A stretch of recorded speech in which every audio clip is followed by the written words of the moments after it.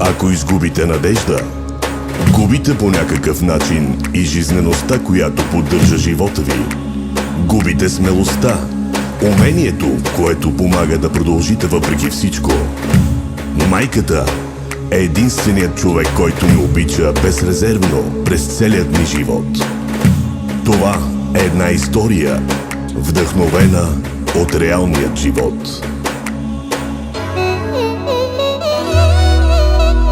Колко дълго без теб живях, мислех си, че всичко имах, и накрая към Бог се обърнах с молба дете да прегърна. Колко дълго без теб живях, мислех си, че всичко имах, и накрая към Бог се обърнах с молба дете да прегърна. Ти, Боже, над мен си се смилил, Ти, Боже, за те си ме дарил. Ти, Сине, живота ми промени, Ти, Сине, живота ми разкраси.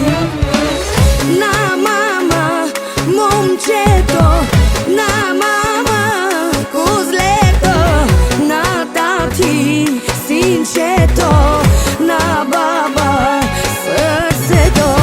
На мама, момчето, на мама, козлето, на тати, синчето, на баба, сърцето.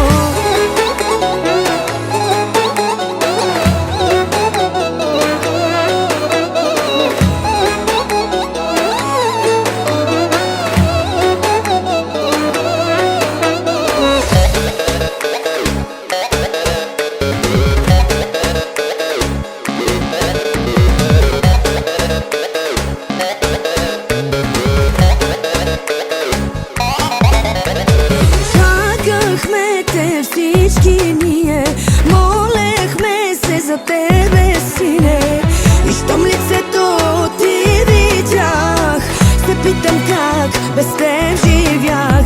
Чакахме те всички ние, молехме се за тебе, Сине, и щом лицето ти видях, се питам как без теб живях.